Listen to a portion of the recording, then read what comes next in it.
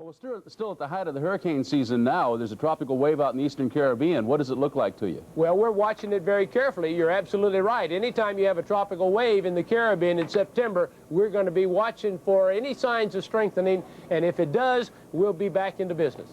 All right. I know you guys have worked very hard on this hurricane, so take a breather and don't give us any more. How's that?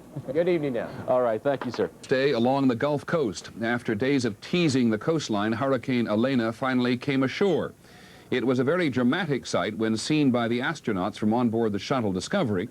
It was a major assault when experienced on land. ABC's Mark Potter is on the Mississippi coast. The arrival of Hurricane Elena this morning brought 10-foot seas, torrential rains, and 111-mile-per-hour winds to the eastern Mississippi Gulf Coast. Residents who had not yet evacuated ran for cover as the hurricane came ashore with full force. Motorists stuck on the highway sought shelter under bridges. Some didn't make it in time. Well, I didn't believe it could do that. Like I said, it just didn't, even as it was doing it, we didn't believe it. We just thought it was just pushing us a little bit. We went to pull off the side and picked the whole truck up and flipped us over. The heavy winds also damaged businesses and homes in Biloxi, Ocean Springs, Gulfport, and Pascagoula, the towns most heavily hit. In Gulfport this morning, a tornado spawned by the hurricane destroyed cars and damaged an evacuation center at an elementary school, forcing officials to move the residents during the height of the storm. Another tornado started a fire at a nearby apartment complex. Strong winds fanned the flames and kept firemen away. Apartment residents returning home from the evacuation centers found they had no place to live. Everything's ruined, all my everything. Everything that's in there is ruined. Everything's wet. I know. It's going to be all right. Come on. Throughout the coastal areas, tree limbs cluttered neighborhood streets, blocking some major roadways. About 100,000 residents were without electricity or phone service, and the National Guard is standing watch over damaged businesses to prevent looting. Some residents in the low-lying coastal areas chose not to go to the evacuation centers. But Mary Ann Wright, who weathered the storm home alone, says she'll never do that again. But to hear the trees crack and see him lean over and, well, I know my husband isn't here. It's scary. It's darn scary. Despite the fears and the physical damage, officials say the hurricane's arrival today in Mississippi has caused no serious injuries and no deaths. The reason, they say, is that the evacuation plans worked, and the flooding wasn't as bad as it could have been.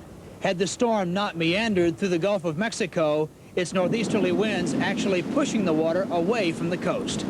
Mark Potter, ABC News, Biloxi, Mississippi. Elena has spent 4 days in the Gulf of Mexico building up her muscles. As she made her first pass at the Florida coast, residents began to evacuate. But then the storm stalled, and many people decided to return home, only to be evacuated again. As ABC's Mike Von Fremd reports, their problem was as much aggravation as the Gulf Coast ready and waiting. Good evening, I'm Roger Mudd in New York. This is the NBC Nightly News. Hurricane Elena crashed into the coastal resorts of Mississippi today, lashing them with all the strength that had built up in 4 days of hovering over the warm waters of the Gulf, veering from west to east and then back again. Today, the center of the huge storm moved ashore between Biloxi and Gulfport, and then headed northwest into Louisiana, losing strength as it went.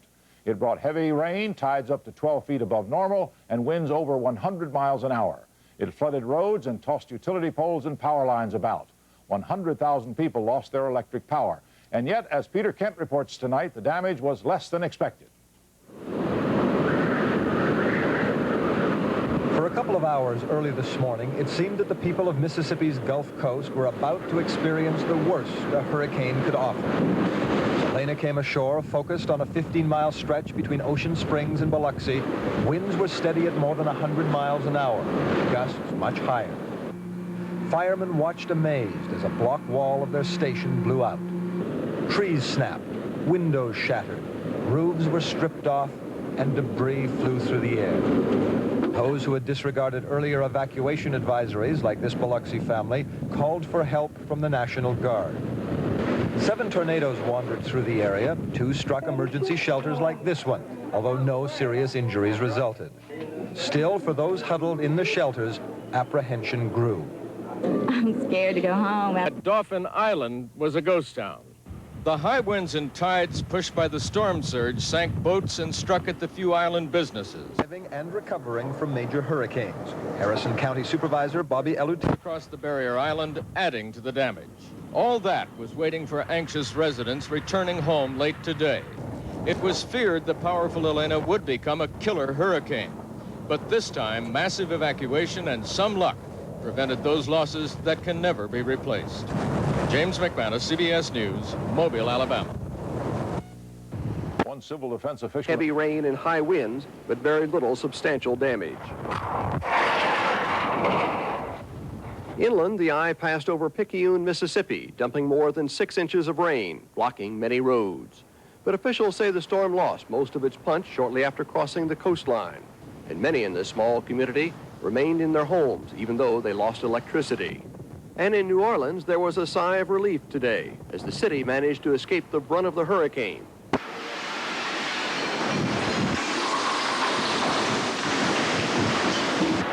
The storm lost its strength quickly and by this afternoon was downgraded to tropical storm status.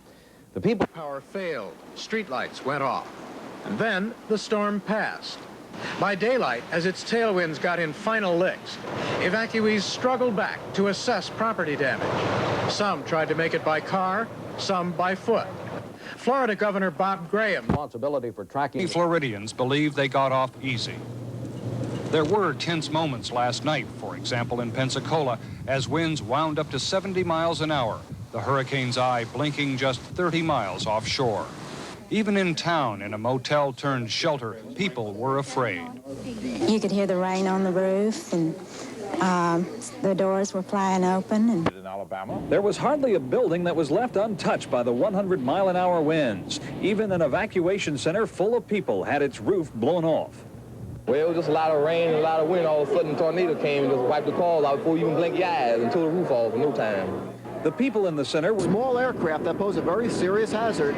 This flight carries the scientists who live and breathe hurricanes to witness and record for themselves their furious force. These pictures will be a historical record of the damage in this storm. Now, another thing I tell you, Howard, is I want my forecasters, to the extent we can, to get out and see the damage.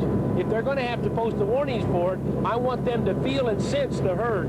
It gives me a much better feel and a much better respect for what I'm doing, for how I'm interfering with people's lives. Need to know what this one did, as well as the vulnerability for the next storm. Back and forth in 8 hours, we'll cut in and out and cover over 1,000 miles of coastline. We'll be going up to Cedar Key, then cutting across the Appalachian Bay to Carabel and Apalachicola, up toward Panama City, go past Mobile, Biloxi, Pascagoula, and Gulfport. St. George Island off Apalachicola, where wind damage was minimal because of smart construction.